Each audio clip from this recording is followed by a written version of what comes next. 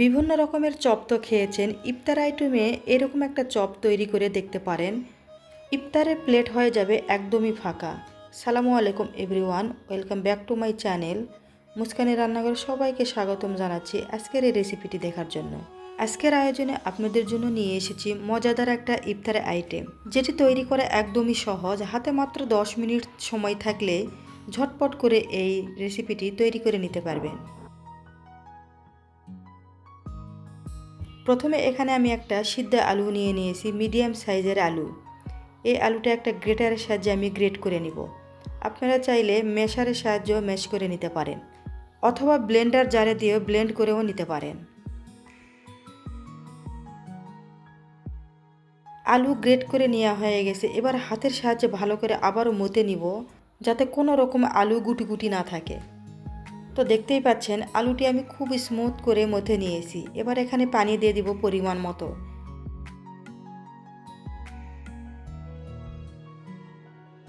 এরপরে হাতের সাহায্যে মেখে ভালো করে পেস্ট তৈরি করে নেব।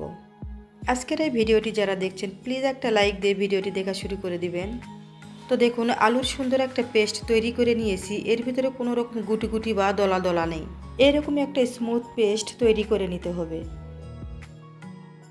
এবার চুলায় একটা কড়াই বসিয়ে দিলাম। তারপরে দিয়ে দিব 1 টেবিল চামচ পরিমাণ সয়াবিন তেল। আপনারা চাইলে এটি সরিষার তেল দিয়েও তৈরি করে নিতে পারেন। তারপরে দিয়ে দিব 1 ইঞ্চি পরিমাণে আদা গ্রেট করে নিয়েছিলাম, সেই আদা দিয়ে দিলাম। আর দিয়ে দিলাম হাফ চা চামচ উঁচু করে আস্ত গোটা জিরা। তারপরে দিয়ে দিব প্রায় 1 টেবিল চামচ সাদা তিল দিয়ে কয়েক সেকেন্ড নেড়ে চেড়ে ভালো করে তেলের সাথে ভেজে নিব। এগুলো যখন বেশ কয়েক সেকেন্ডে ভেজে নেওয়া হয়ে যাবে, তখন এখানে আমি দিয়ে দিব স্বাদ মতো লবণ, আর দিয়ে দিব সামান্য পরিমাণে হলুদের গুঁড়া, আর উঁচু করে দিয়ে দিব 1 চা চামচ শুকনো মরিচের গুঁড়া, হাফ চা চামচ দিয়ে দিব চাট মশলা, আর হাফ চা চামচ করে দিয়ে দিব জিরা গুঁড়া আর ধনিয়া গুঁড়া। চুলার আঁচ মিডিয়াম টু লোয়ের মাঝামাঝি রেখে এবারে এই মশলাগুলো কয়েক সেকেন্ড ভেজে নেব।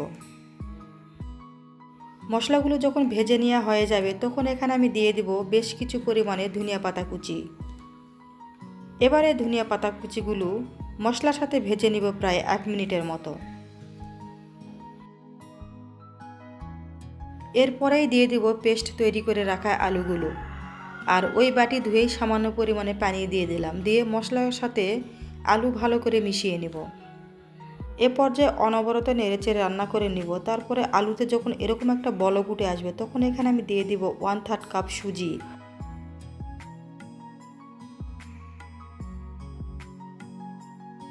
সুজিগুলো অনবরত নেড়েচেড়ে একটা শক্ত ডো তৈরি করে নিতে হবে। আর খেয়াল রাখবেন যাতে সুজি গুটি গুটি বা দলা দলা পেকে না যায়। এবার ঢাকনা দিয়ে প্রায় 5 মিনিটের মতো ঢেকে রাখব। এতে করে সুজি ঠান্ডাও হয়ে যাবে, আর ঢাকনা দিয়ে ঢেকে রাখার কারণে সুজির ভিতরে যদি কোনো শক্ত শক্ত ভাব থাকে, সেটি তাড়াতাড়ি সিদ্ধ হয়ে যাবে।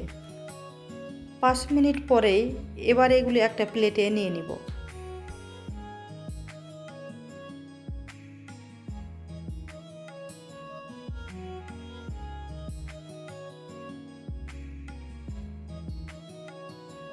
এবার এগুলো হাত দিয়ে দেখিয়ে দিচ্ছি, দেখুন কত সুন্দরভাবে এটি তৈরি হয়েছে। এরপরে এখানে আমি দিয়ে দেব 1/3 কাপ আটা।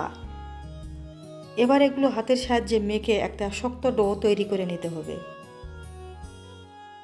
রুটি তৈরি করা যায় এরকম একটা ডো তৈরি করে নিতে হবে। এবারে দেখুন এগুলো আমি 2টি ভাগে ভাগ করে নিব, নিয়ে একটা বোর্ডের উপরে নিয়ে নিব। তারপরে একটা রুটি বেলে নিব, আর রুটিটি মিডিয়াম মোটা করে বেলে নিতে হবে। কাছে বা দূরে, দেশ বা দেশের বাইরে যে যেখান থেকে আজকের এই ভিডিওটি দেখছেন প্লিজ একটা লাইক দিয়ে ভিডিওটি ফুল ওয়াচ করে নেবেন। আর রেসিপিটি ভালো লাগলে বেশি বেশি ফ্রেন্ডস অ্যান্ড ফ্যামিলিদের মাঝে শেয়ার করে দিবেন। যারা আজকে আমার ভিডিওটি প্রথম দেখছেন তারা চাইলে চ্যানেলটি সাবস্ক্রাইব করে রেখে দিতে পারেন এরকম নিত্য নতুন রেসিপি পাওয়ার জন্য।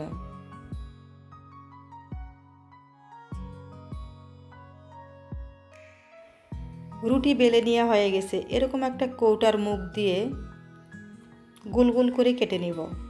আপনারা চাইলে ডিজাইনার কুকি কাটার দিয়ে এগুলো ডিজাইন করে কেটে নিতে পারেন।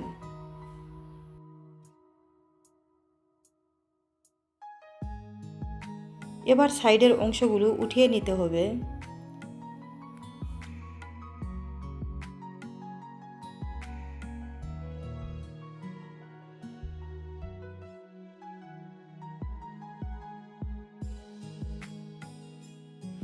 এবার এগুলো একটা ডিশে নিয়ে নিব।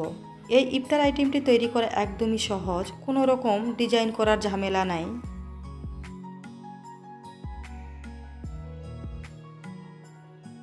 একইভাবে সবগুলো আমি তৈরি করে নিব। এটি তৈরি করা যতটাই সহজ, খেতেও কিন্তু মাশাআল্লাহ দুর্দান্ত হয়েছিল। এরকম সহজ সহজ অনেক রেসিপি আমার চ্যানেলে দেওয়া আছে, আপনারা চাইলে আমার চ্যানেলটি ভিজিট করে আসতে পারেন।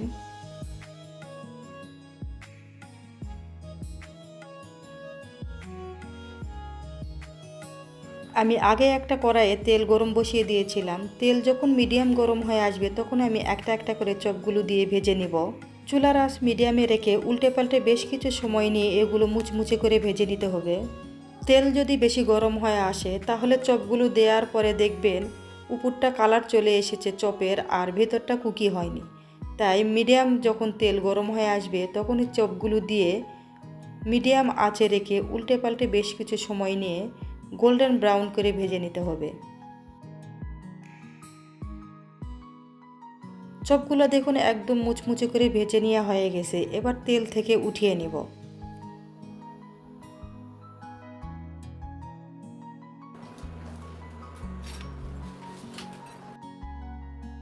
বাকি সব চপগুলো একইভাবে ভেজে নেব। আমার চ্যানেলে আমি সবসময় ঘরোয়া উপকরণের তৈরি রেসিপিগুলোই দিয়ে থাকি। যারা এ ধরনের রেসিপি পছন্দ করে তারা চাইলে আমার চ্যানেলটি সাবস্ক্রাইব করে বেল আইকনটি প্রেস করে রেখে নিয়মিত আমার চ্যানেলের সাথেই থেকে যেতে পারেন। আর অলরেডি যারা এই কাজটি করে রেখেছেন তাদেরকে অসংখ্য ধন্যবাদ।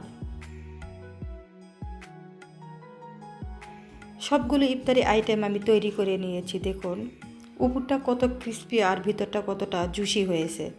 আপনারা চাইলে কিন্তু ঘরে থাকা সামান্য কিছু উপকরণ দিয়ে এ ধরনের নতুন নতুন ইফতারি আইটেম তৈরি করে নিতে পারেন।